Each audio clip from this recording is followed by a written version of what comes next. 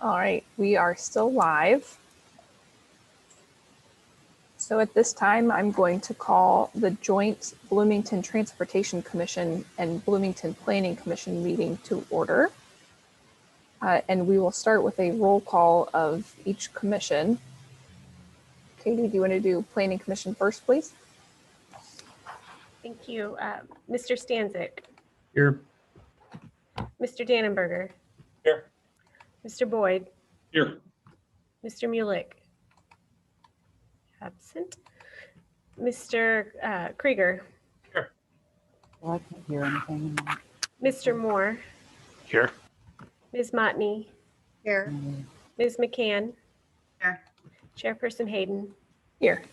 I have a quorum.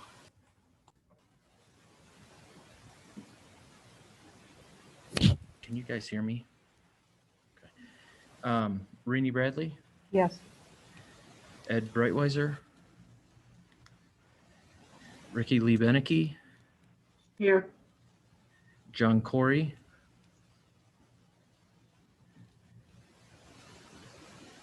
sorry, I believe John is on the phone. He may have there to he hit is. *6. Yeah, it looks like he's muted. Here. Corey is here. Base of the start. John, are you there? Can you hear me? If he can hear us. Yes. John, if you can hear us, hit *6.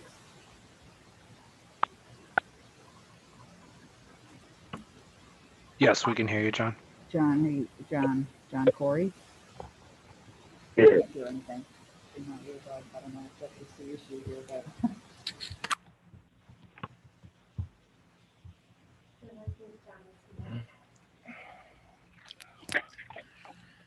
This is Corey. I'm pressing star 6 and unmuted. I'm here. Okay, thank you, John. Naliksha Sanders. I'm here. Okay, we're all here. All right, at this Is there anything time, I can do so I can hear Phil? I can't hear. Okay, thank you.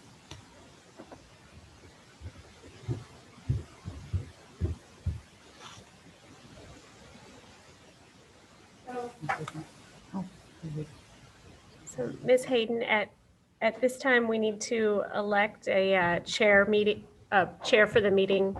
I would ask either board to entertain a motion. I believe Chairperson Hayden has agreed to chair the meeting. So if there's a motion to elect her as chair.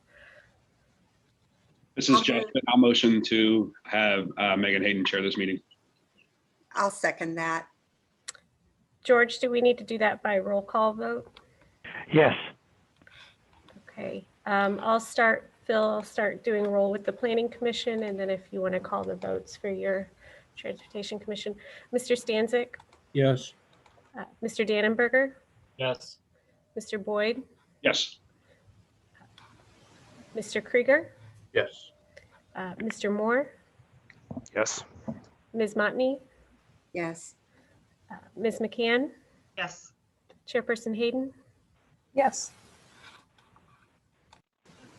Yes.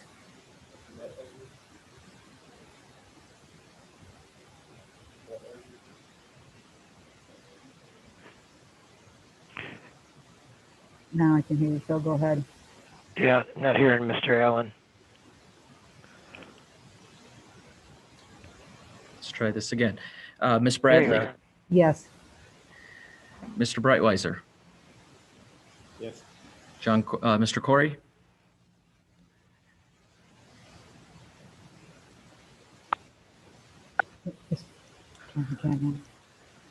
Ms. Beneke, Yes. and Ms. Sanders. Yes. All right, at this time, we will proceed with our regular agenda, which is a presentation and discussion on the IDOT analysis and design alternative intersection configurations. And Mr. Allen, I believe you're giving the presentation. Yes, I'm going to share my presentation here. Show. And this will hopefully be pretty brief. I just want to kind of review real quickly. Hopefully everybody had a chance to watch the open house that was shared on IDOT's website. Just a little bit of background. They had the open house on January 14th. IDOT did, hosted by their consultant virtually. They wanted to present 8 possible alternatives. And comments are due back on February 25th, which is this following Monday. And one of the reasons why we are doing this as a joint meeting, since our regular Transportation Commission meeting isn't until next Tuesday. The background is the intersection has historically had a high crash history. There was a road safety assessment done in 2009 that found several issues from a safety standpoint. And as just to kind of put this intersection in context, it does have the highest potential for safety increase in District 5, which is Bloomington, Normal, Champaign, Danville, and a number of smaller communities over in this part of the state. I do want to point out that all the alternates that they are presenting do include a 10-foot sidewalk along the north side of Empire. The way at which they cross the intersection varies from alternate to alternate, but they are including a 10-foot sidewalk for pedestrian and bike accommodations. That's actually part of the Route 9 project that is currently underway in design, with construction budgeted for sometime in the next 5 years. So that should be coming, but that will be accommodated. There were no accommodations for biker peds along Veterans Parkway. However, there is a side path shown in our master plan once the opportunity is possible to install. There is no current funding or schedule for design or construction for any of this project. It's just the initial feasibility. They're going to look and see what options are and come up with just kind of one main option to move forward with as funding becomes available. To go into them here, alternate 1 is the no build. This basically keeps the intersection the same as it is right now. Several similar levels of crashes as we have now. It has been recently repaved and remarked, so we have good pavement markings. But there's nothing other than maintenance work done planned under this alternate. Like I mentioned before, the 10-foot sidewalk would be included as part of the Route 9 project. So it'll be in regardless of whether or not the rest of the intersection has anything done with it. Alternate 2 is called the continuous flow intersection. In this option, left turns cross the opposing lane through lanes prior to arriving at the intersection, at which point then when those directions get the green light, they will all be going at the same time. It allows the left turns and the through movements to go at the same time without any conflicts. So it drastically improves the conflict points for the center of the intersection, as there's nobody crossing each other. It is entirely at grade. There's no bridges. This is what it looks like as you approach to it. You can see the left turn lanes will be here, and they will have a stoplight. Very similar to what is out there right now, with the big difference being instead of coming off at a sharp angle to another signal up to the left, they run parallel to the road. And then, like I mentioned, once in this case, the up-down traffic gets the green light, you'll have the left turners here, the south, we'll call southbound here, the northbound here, and then the southbound left will all be able to go at the same time because there'll be nobody crossing each other.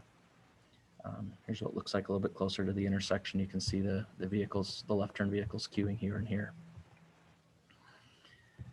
The third option is what we call a SPUI, a single point urban interchange, or intersection in this case. In this case, the traffic on Veterans Parkway will have 3 lanes for through that will just be crossing over top of a grade separated structure over a bridge, and everything else will utilize a signalized intersection underneath the bridge. So here you can see Veterans Parkway going over top. And then this is what it would look like on Empire Street. Again, path along the north side, shorter distances across each of the different driving lanes. Signals would be mounted inside, and then that would alternate between left turns and throughs for each of those. Alternate 4 is called the Diverging Diamond. These are gaining more popularity. There's, I think, maybe half a dozen of them or so in the state now. In this case, Veterans Parkway travels underneath Empire, the way they have it planned out. With any turning vehicles would be using off-ramps to gain up to the top. Here's a good view of that. So this would be looking northbound. So as you would exit back south of the intersection, come up here, and then you would make a right turn. Left turns would be on the left side, and then they would come in here. One of the key features of this is that the main movement through Empire does cross over on either side of the bridge. So through traffic would come, and they would wait here for the stoplight, and then they would cross across, and then wait here for the next stoplight and cross back onto the right-hand side. The big advantage of this is it essentially creates all right turn on red type movements for all the merging. There's no, other than these two intersection points which are signal controlled, there's no crossing movements. There's no left turns crossing across throughs. It would just be making a merge movement for a left turn here, merge movement for a right turn here, and vice versa. Alternate 5 is called an echelon, where they essentially stack two movements on top for one intersection, and then stack or then have the other two movements for the south. Here you can see you've got one through and left here, and then there would be a on the underneath you would have the movements over here and over here that would operate, so it would be able to alternate back and forth between the two. And then here's the opposing one for the top. So it essentially operates as two intersections, even though they're taking up the same space. There would be a grade separated structure there. But that allows a little bit more efficiency in that you're only having it essentially creates two one-way intersections as opposed to a four-way intersection. Here's another view of that where you can kind of see what's going on underneath. Alternate 6 was called a thoroughbout. It's kind of a combination of some of these other options where you have the main line continuing straight through, while in this case, all the lanes on Empire Street effectively work as a traffic circle with merging movements. This would be larger than a typical roundabout, so you would not see some of the benefits that you see from a safety standpoint that you get with roundabouts due to the slower controlled speeds, but you would still see some. Here's what that looks like. Veterans Parkway going up and down on your screen. They would have on their through movements, they would be stopped for a signal here and here, while right turns would be allowed off of Empire. For left turns, you would on Veterans Parkway, you would take the left, merge in, and come around the circle like that to get out on Empire. Left turns from Empire to Veterans, you would just turn onto the 3 lanes. As you come through here, you make a left turn on. And that would be the view from Empire. You could see it, and from this view, it does have that similar look to a roundabout, but again, without the geometry that slows folks down to the same degree and extent that a typical roundabout would be. Alternate 7 is the center turn overpass. This one essentially takes all the left turns and puts them up on top on a grade separated structure, and then alternates between them with one set of signals, while the throughs and the rights stay underneath at the existing grade and operate with a second set of signals. So again, you're able to pull out some of your traffic volumes and have 2 functioning signals helping from a capacity standpoint. In this case, any left turns, you would be exiting onto effectively an on-ramp that would take you up to the top. You would make your left turn, And then so in this case, you'd be coming up this way, you'd make your left turn, and then you would come back down and you would be merging back in to the left side. There's another view of it from the other direction. And then alternate 8 is your typical standardized intersection. Because of the amount of traffic, this option gets really large. Dual right turn lanes for all 4 movements and triple left turn lanes for all the left turns. 3 through lanes as well for the through movements. So this is quite a few lanes of traffic to cross over. They do still have, like I mentioned, that 10-foot sidewalk going across the north side of the intersection. There's the crosswalk, but you can see the length of it. Another view of that, just again showing how large it ends up being. This one obviously does not separate out any of the conflicting movements, so you'll still have potentially left turners turning in front of through vehicles, as well as you'll have conflicting through vehicles that could be susceptible to red light running. This is an overview of it as well. So this is the overall summary that they put together. I'm going to leave this up for just a little bit. This was all taken from the presentation, but you can see each option is good in some areas and it's poor in other areas. There wasn't really a clear option that was great in every category. But these were the factors that they took into consideration as they were evaluating it. One of the reasons that we're having this meeting is we'll be putting together our official response with comments back to IDOT. And we wanted to get some feedback from each of the commissions on what you saw as important, how you saw this impacts us as a city, Planning Commission from a comprehensive plan standpoint, Transportation Commission from a transportation standpoint. Certainly you can cross over if you've got something to say on one of the other areas too. But with that, we'll go ahead and open it up for discussion.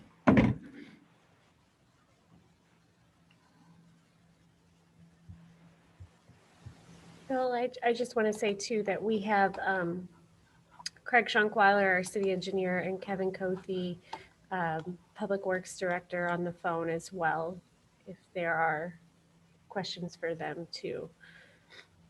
And it looks like Mr.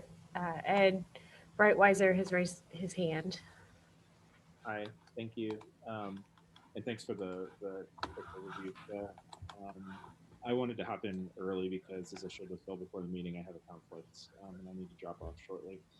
But for those who I know are 2 groups haven't met in the past, and part of my representation on the Transportation Commission is from a perspective of pedestrian and cyclist safety.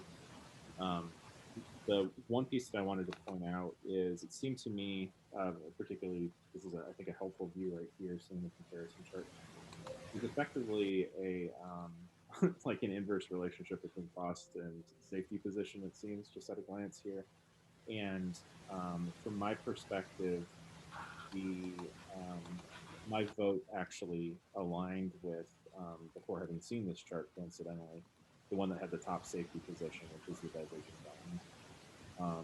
I know that will introduce some costs, but I'm happy to see that it also works well from both a capacity and failure position.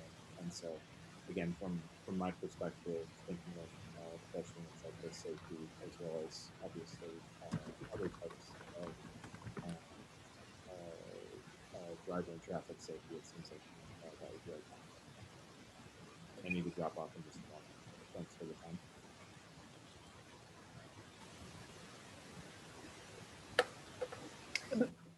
Sorry, Bill, if I could just summarize Mr. Brightweiser's comments. It sounded like your preference would be for safety, pedestrian safety, or traffic safety in general. Is that right? Yep, correct. And I'm happy to see that the Diverging Diamond seems to check off, be the top pick from a number of different perspectives, including safety. We've got a couple other hands raised, so it looks like Mr. Corey, Mr. Moore, and Mr. Boyd have hands raised. So we'll start with Mr. Corey, please.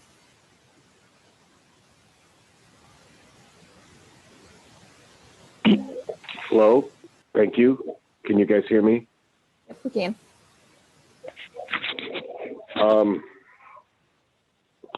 I also like the,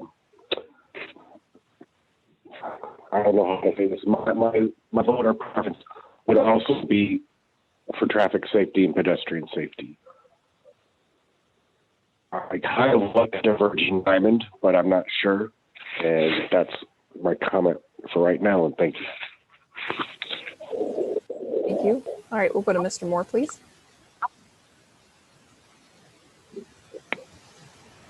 There was mention of a study that was done in 2009.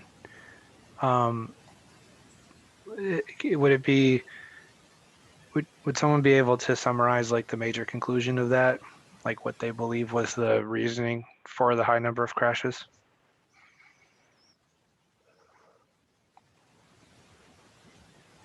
Anybody? Kevin, are you in a position to address that? I think you're probably the most familiar with it. Sure, Phil. Kevin Cothe, Public Works Director. I was around when the study was done, commissioned by IDOT for the road safety assessment, and they had a team of experts that came in from federal highways and consulting firms and so forth, and they spent like 3 days in Bloomington looking at the intersection, reviewing the crashes, driving it, and they came up with some recommendations that were short, medium, and long-term recommendations. And some of the short-term recommendations have been, implemented after the 2009 study was done.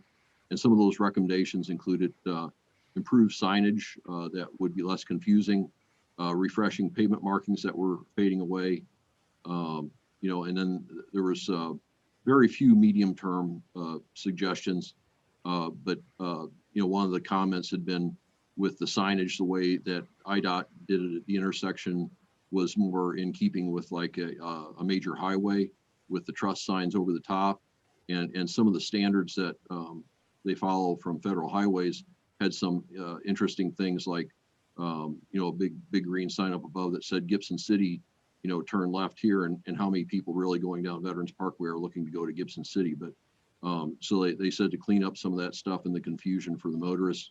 But then the long term was the recommendation to do a feasibility study, and that's what we're seeing today. Is the long term recommendation was to study the intersection and come up with a safer, better alternative for reconstructing the intersection someday. So this is that first step in the long term recommendation from that safety assessment. So what I would infer from those recommendations is that they believe that the reason for the crashes was people not understanding how to navigate the intersection.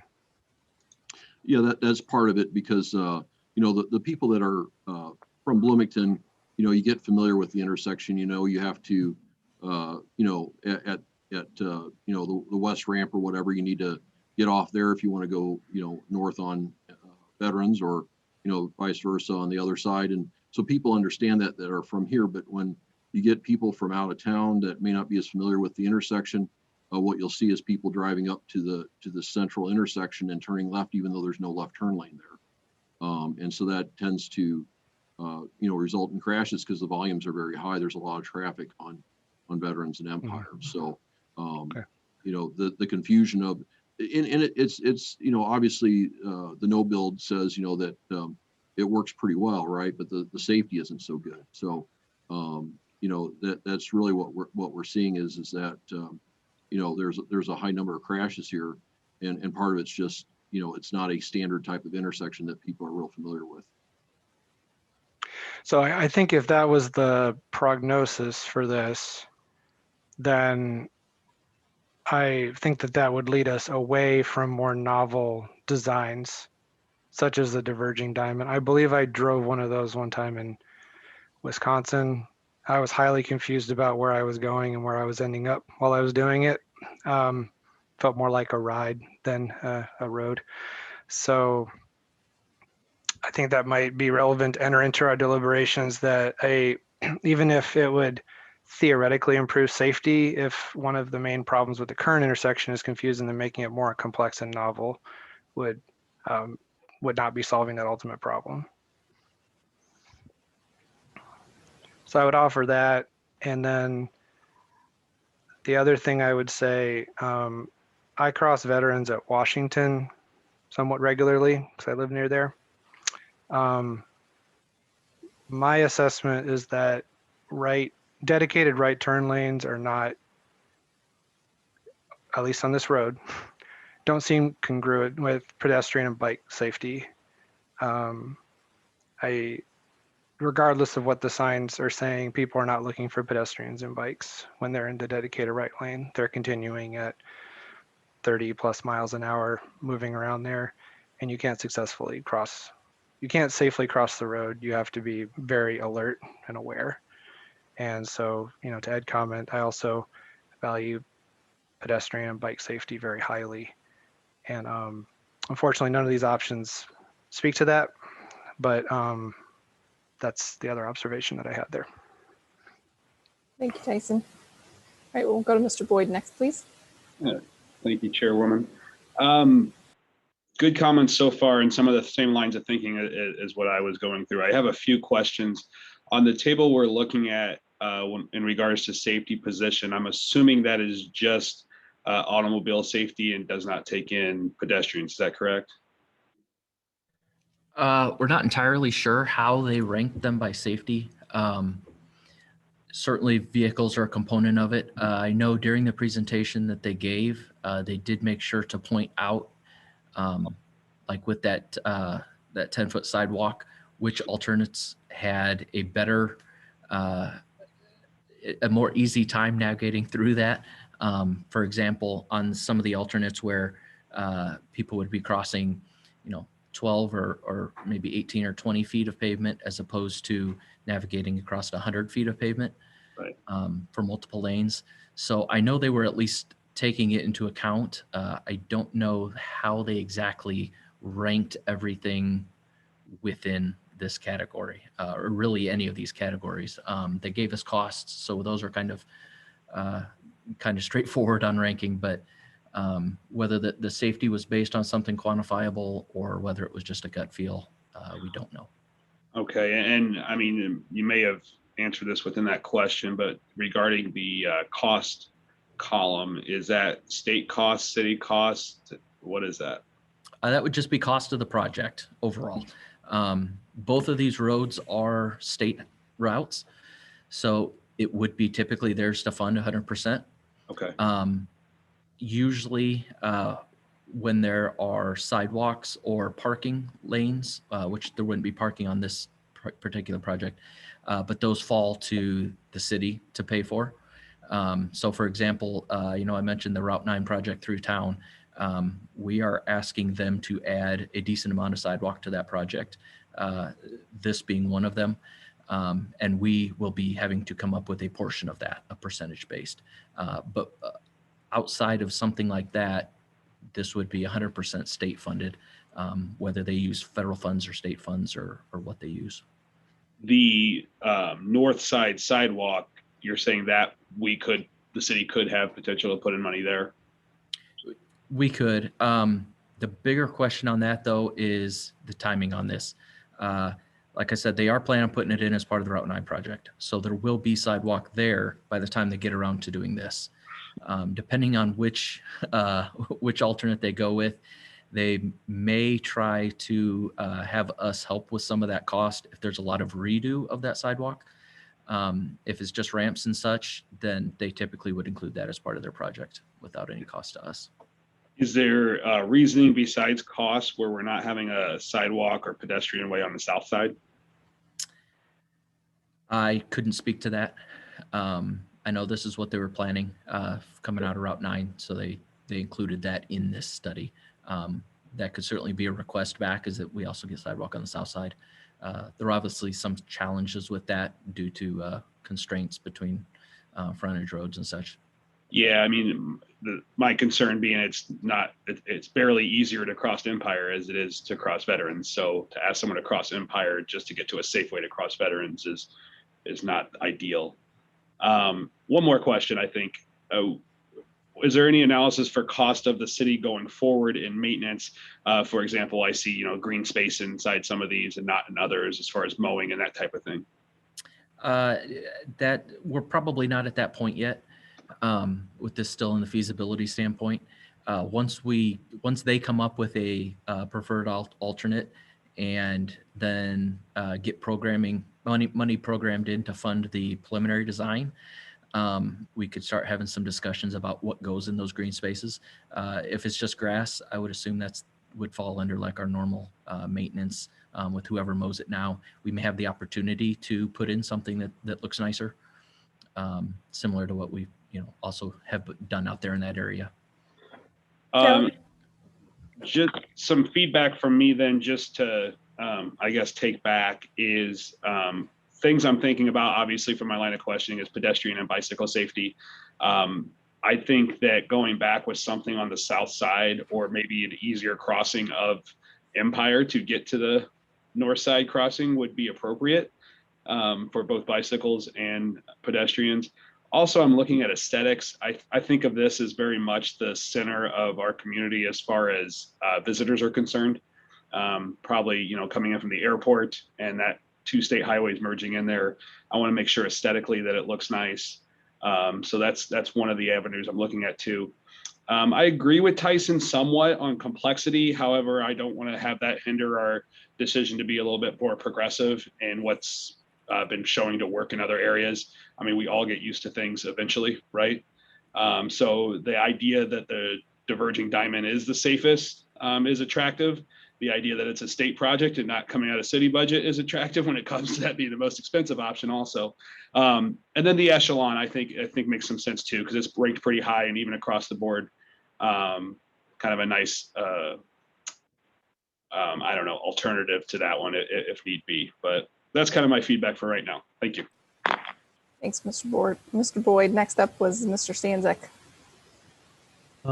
I looked through the presentation before the meeting, and with respect to the crashes on Veterans Parkway, my recollection is that fully half of those crashes were rear-end collisions. I am not a traffic engineer. However, I have been involved in rear-end collisions, and from my experience, both as the crashor and the crashee, those accidents typically involve speeding, tailgating, or a distracted driver, none of which I think are going to be materially affected by the configuration of the intersection. I can see where better signage would be involved in this, because I can imagine somebody who is not familiar with the community going along either of those roads trying to get to wherever they're going and taking their time doing it, and somebody coming up behind them who's local and understands the configuration hitting them. Bottom line is I'm kind of prejudiced in favor of the no build option with whatever signage may increase people's ability to figure out where they're wanting to go and how to get there. Thank you, Mr. Stanzik. Next, Ms. Bradley.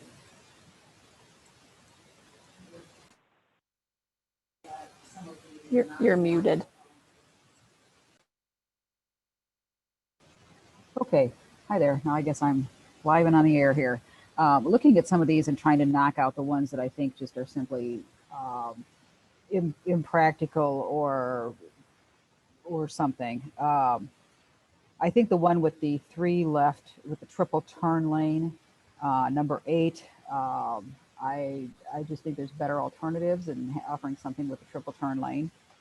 I think the roundabout, or I guess what they're calling a through about, I'm just not sure that that's a practical option for the amount of space and the number of people we're actually moving. That I just think there's better options. I would like to see us do something other than the no build. Of these, the ones I am most familiar with would be the SPUI, living in Tampa Bay part of the year. This is what they're using, and we move a lot of traffic in the Tampa Bay area, and these work very well with the one set of traffic going up over the top, and anybody who's turning goes underneath. I don't know if there was any provision for a U-turn lane, but we do U-turns in Florida, and this SPUI is a very effective way to move a lot of traffic. I too am concerned, and I'm not sure who it was. It was Kevin or who mentioned maybe it was Mr. Moore who mentioned somebody, the two kinds of drivers here, the people who live in town and know what to do, and then the out-of-towners trying to navigate where they're going. And I guess my concern with the Diverging Diamond is out-of-town people at the last minute trying to figure out where they're going. And I think those people's ability to drive safely in our community and giving them an option close to the intersection where they can decide somewhat close to the intersection what they're doing, because I think some of the out-of-town drivers don't decide until the last minute what they're doing until they get up there. And I think we do have to look at out-of-town drivers as a group of people that may or may not know what they're doing when they get here to this intersection. So I guess I would look to perhaps alternate 3 ahead of the Diverging Diamond, but I guess I'd like to hear from Mr. Allen and Kevin and some of the engineers in the group as to what you guys thought when you looked up. We do have a traffic engineer, so I guess I'd like to hear from you guys. I know you had a discussion. Thank you. Thanks, Ms. Bradley. Do Kevin or Phil, do you guys want to give your thoughts? Yeah, I can. This is Kevin. A couple of these intersections involve ramps that come on the left side, and in general, merging traffic, exiting or merging on the left is really not a preferred thing anymore. Many of you have probably been in Chicago area, and they have some of those. And over the years, that type of activity is kind of not really preferred anymore. People expect cars to be coming on and off on the right side, not the left. And so the center turn overpass has that, and so does the echelon. And so I'm not real in favor of either of those because of that driver expectancy not to have ramps on the left anymore. Years ago, that was kind of a standard, but not so much anymore. You have the big flyover ramps now that position cars on the right that have more efficiency to them and that type of thing. So the Diverging Diamond has been growing in popularity. There's many of them in St. Louis and in Chicago now, and they operate very safely. The spuies work well also. There's a number of them in Chicago and St. Louis as well.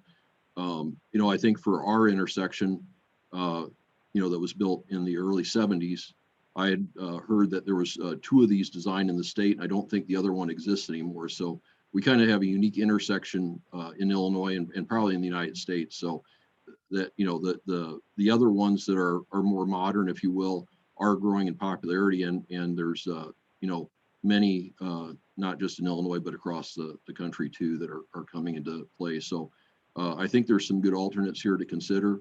And I again go by the safety aspects and the efficiency of the operation. My personal preference is probably the Divergent Diamond and then the SPUI. But Phil, go ahead and jump in with your thoughts. I'll just add a couple things, kind of in response to add to some of the comments that were made previously. Regarding the complexity, a lot of what makes some of these newer type intersections safer, even though it may not be something that somebody is familiar with, it's reducing a lot of the severe conflict points. The Diverging Diamond in particular, just by nature of the way that it's set up, you are pretty much eliminating any chance of, or drastically reducing any chance of the angle crashes that come with red light running, or a left turner who's crossing in front of through, because you have everything set up as these merging points. That's where your safety comes in, because you no longer have that severe T-bone from somebody who's driving 50 miles an hour who goes into the side of somebody. Now you have more of a side swipe. So even if the number of crashes were to go up a little bit, the severity should decrease significantly with this type of an intersection. You still obviously will have the two throughs crossing at the signals in the middle, and there's obviously potential there for red light running. But just the nature of it, as you approach it, it looks different. So you're going to be paying more attention. There's going to be less of a chance to just kind of be cruising on autopilot down the road and run through something without looking. So keep that in mind as we're talking about how the newer, somewhat more complex intersections can factor in. With regard to the rear end crashes, yes, there are a significant number of them out here.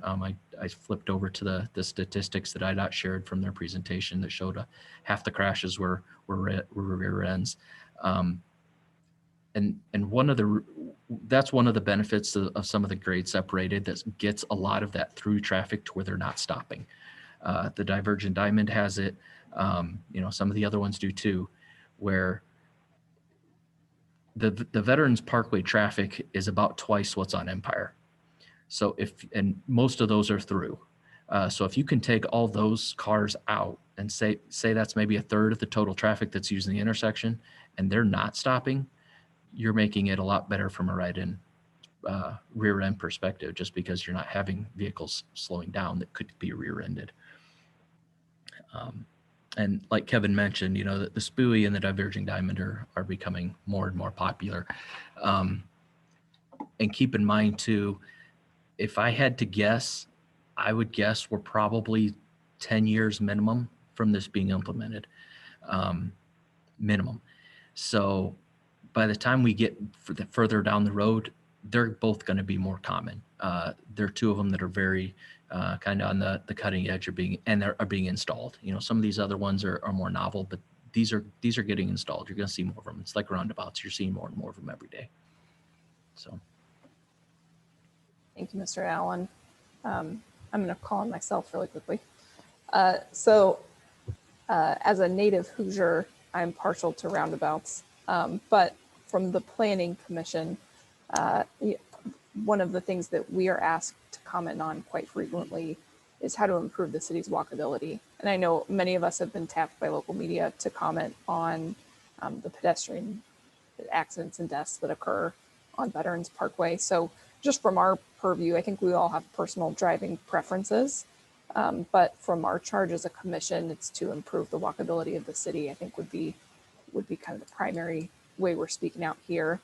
And then also to everyone else who's not utilized the raise hand function, I just want to make sure that everyone who has a comment's voice is able to be heard. In your Zoom meeting at the bottom of the screen, kind of the third button to the right there in the center, if you want to click raise hand, I'm trying to keep track of who's doing that in order so that we can make sure everyone's voice is heard. So just want to give everyone a chance to speak there, but otherwise of everyone whose hand is raised, Tyson, I think you're next. Yeah, thanks. I just wanted to clarify that I don't have a firm opinion on the reason for the crashes. I was trying to ascertain what that study brought about and to bring that in to make sure that we're actually addressing what those experts thought the reasoning was there. So I think there's a certain type of complexity that we have now, which it kind of lulls you into a false sense of security, right? Like you come up and you think you know what's happening, and then all of a sudden you're surprised by a dedicated left turn lane or right turn lane. And I think there's some logic to the Diverging Diamond being so novel that it would slow people down to make them think about what they're doing and make them more aware of their surroundings. So that personally makes sense to me. I really think what's going on here is that this veterans used to be on the outskirts of town, before my time. This used to be outside of town. The town's grown up around it. And these are two roads. The purpose of these roads are to transport vehicles. They're not for people to use. They're for cars to use. People in cars, clearly. So the idea of retrofitting and putting on some kind of pedestrian friendly item onto this, it's artificial, right? And so I think the reason for the crashes is you have people driving really fast in the center, close to the center of our town. And other than slimming these roads down and moving this traffic outside of town again, I think you're always going to keep having crashes whenever cars are going fast and coming into each other. And I think that pedestrians are not going to be able to comfortably cross it. So it's my own view of the situation, but I think as far as the commission is concerned, I think Megan is spot on that we have seen that people die crossing this road in a variety of ways. And so we have to decide how much efficiency how many deaths are acceptable for efficiency with this. And can't be zero, it's gonna happen. So it's a tough problem to solve. Having some sort of dedicated pedestrian lane is a step in the right direction, I suppose. And I'm glad it's part of the conversation instead of being completely ignored. Thank you. We'll go to Ms. Bradley next.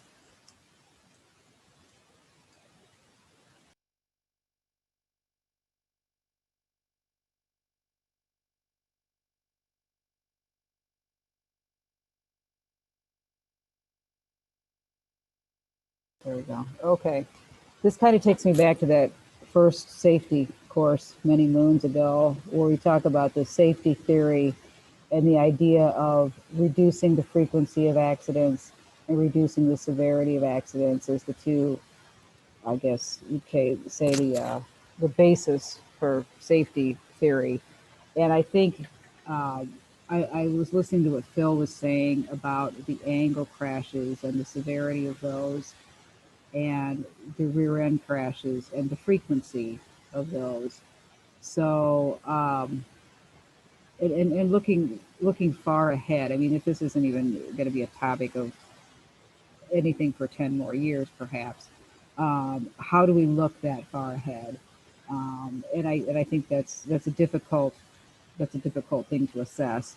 I mean, I do actually remember the opening of Eastland Mall. I'm probably the elder here, but I remember when Eastland Mall opened, and how different traffic was then. But with the safety background of reducing the frequency and reducing the severity, if we can work on both of those, I think that's worthwhile. Thank you, Ms. Bradley. Mr. Boyd? Yeah, just quickly, I wanted to say I appreciate Phil and Kevin's comments. Helped me wrap my head around a few things, so I appreciate that. And I've kind of leaned to agree with them on the diverging diamond and the SPUI, even though I feel funny saying that word like that.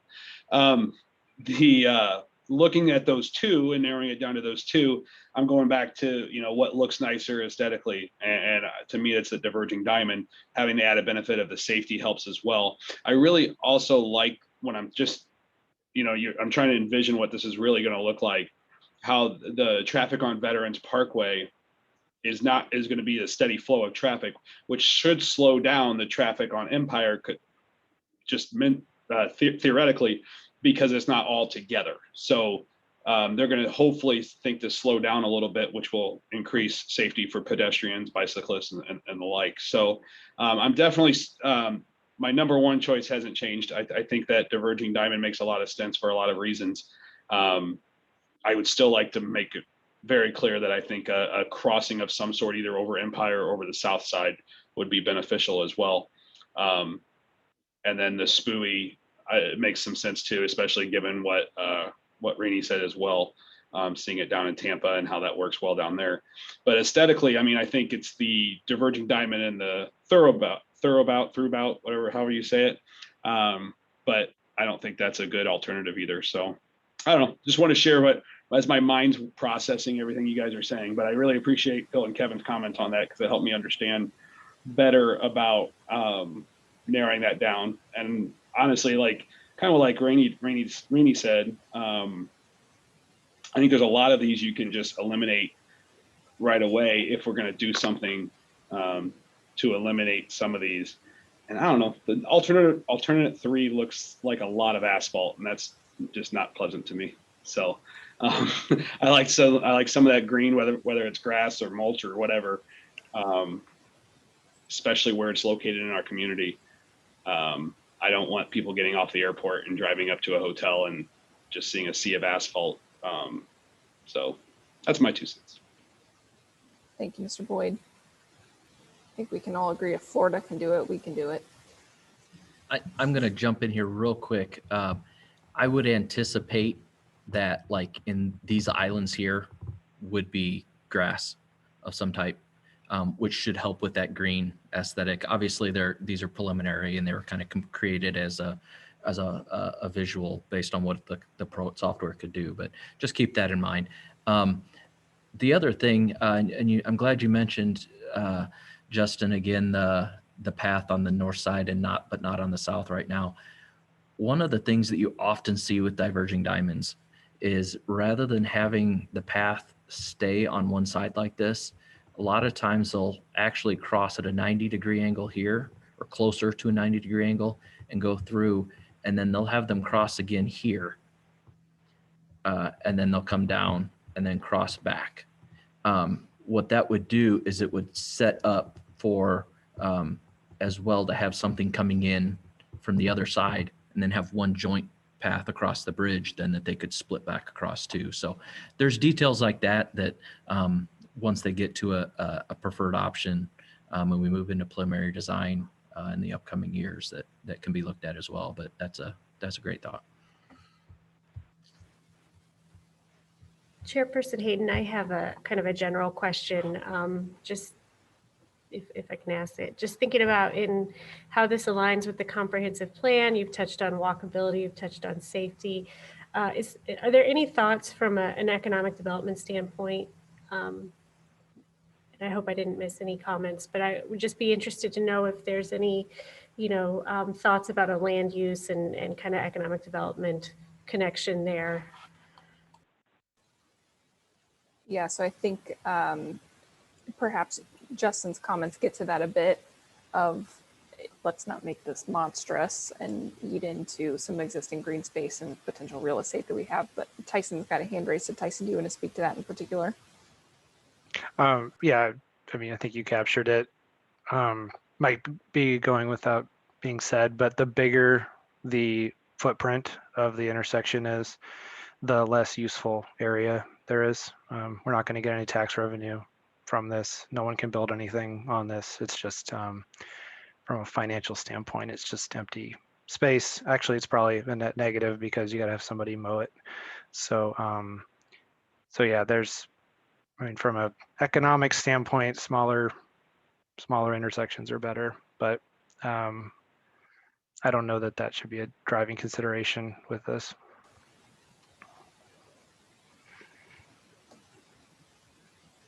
I think I was also thinking, just in terms of relationship to the existing businesses and any thoughts on, visibility or impacts that those might have.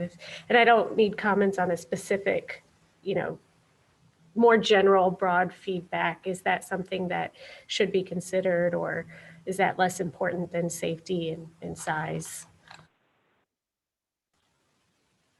Justin, you want to? Yeah, I mean, I think it's important to consider. However, given what we currently have, I think any one of those would be better for economic development than what we have.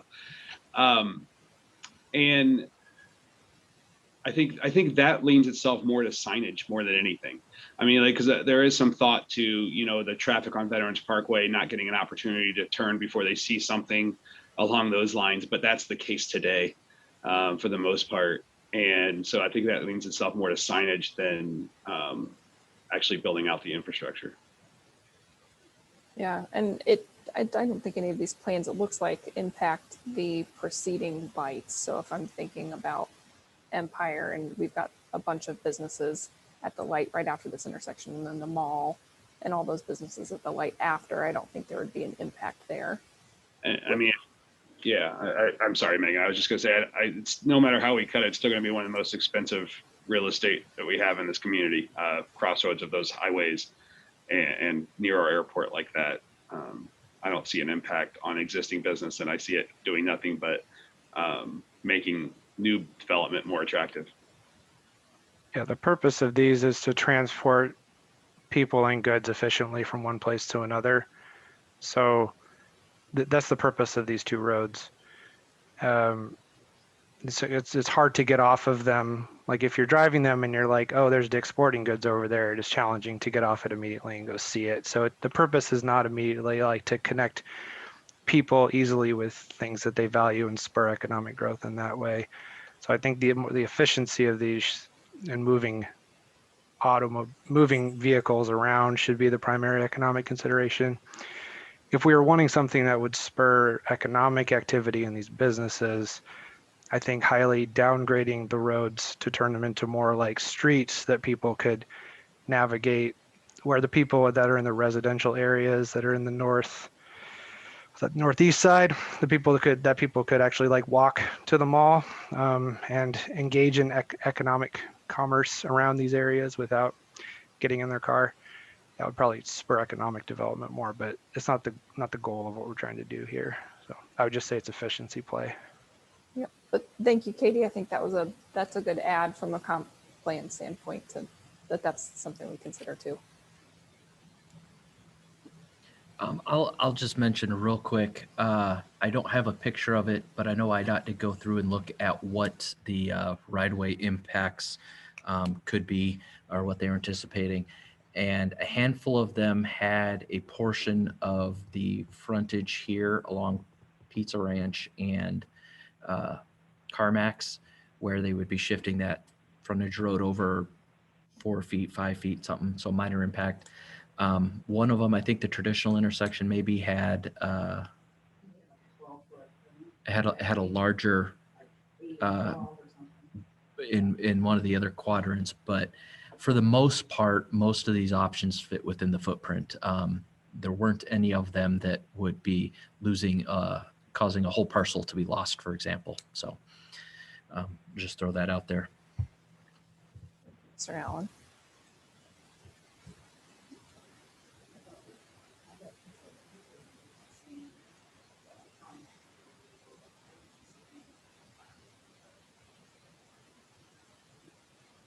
Ms. Bradley just made a comment that I want to make sure the record gets, that for one of the options, potentially Pizza Ranch was going to lose some frontage, but CarMax would not be impacted.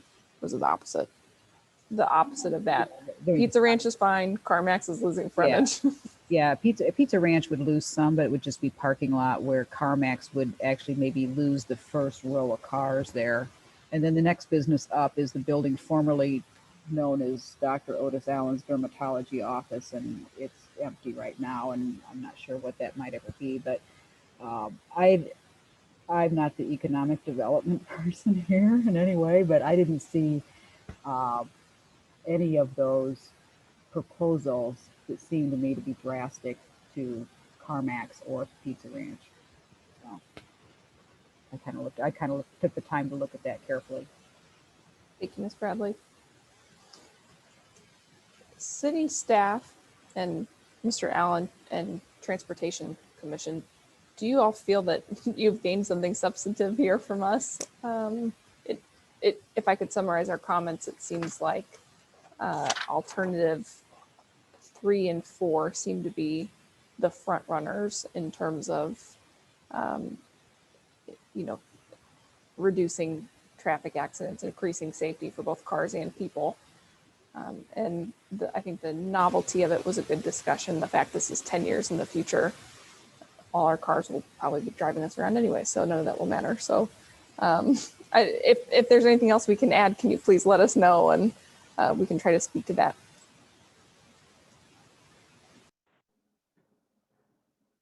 I'm sorry, this is Ricky Lee. I couldn't find the raise my hand button, so I'm just jumping out there.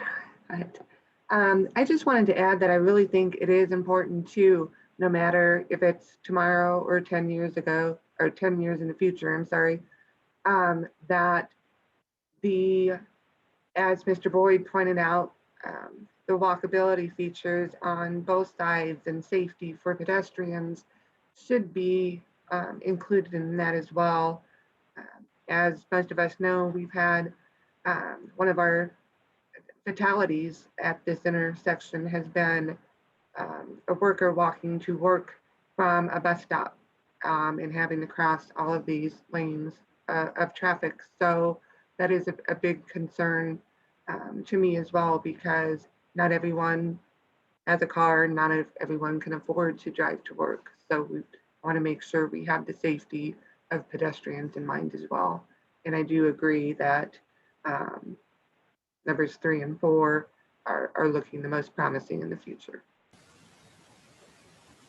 Thank you, Ms. Beneke.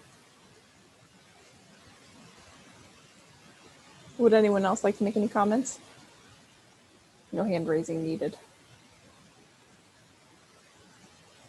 I like what I see, and I like the comments from the Diverging Diamond aspect. You know, I've been in Bloomington. I haven't lived in Bloomington my entire life.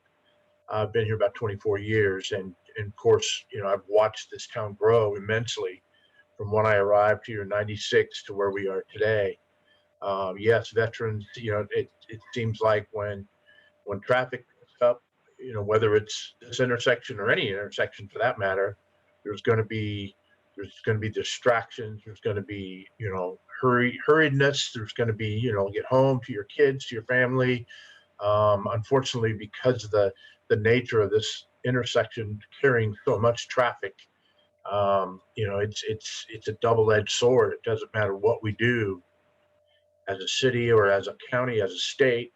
You know, the problem's gonna exist, and but as far as an alternative, you know, the Diverging Diamond makes the most sense, moving the traffic at a pretty responsible rate of speed, and hopefully involving the pedestrian crossing. Although, you know, it seems like some of the pedestrian fatalities we've had hasn't been right directly in that intersection. It's been either north of the intersection or south of the intersection. But I just for the record, I like the alternative of the Divergent Diamond. Thank you, Mr. Krieger. Mr. Schunkweiler, do you want to give us your engineer's perspective?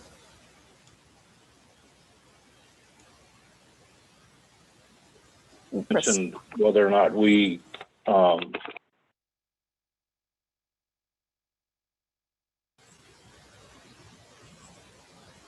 Craig, you muted again.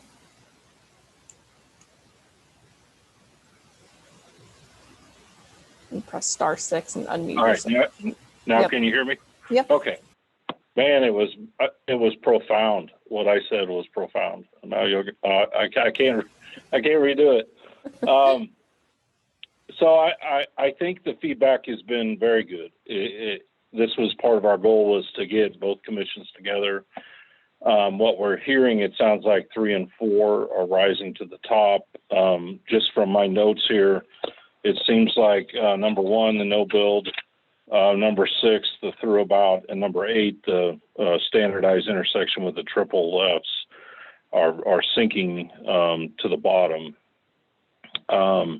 Maybe 5, the echelon, and 7, the center turn overpass provide some gray area there, or maybe a little bit confusion with having to decision points being made in advance of the intersection. And please correct me if I'm wrong, because we're going to synthesize all this in a letter to the DOT, and that way they have an idea of what you all value, what staff values. We're not sure about their decision-making points, how they go about it. Sometimes the squeaky wheel gets the grease. Sometimes things happen that we don't understand. But I think this was very valuable, so I want to thank everybody for taking the time to participate in this. Thank you, Craig. Ms. Sanders, did you have a comment you wanted to add? I just wanted to say that when making this decision, we ought to keep in mind of these pictures are beautiful aerials, but when you're down there in the actual intersection, it looks totally different.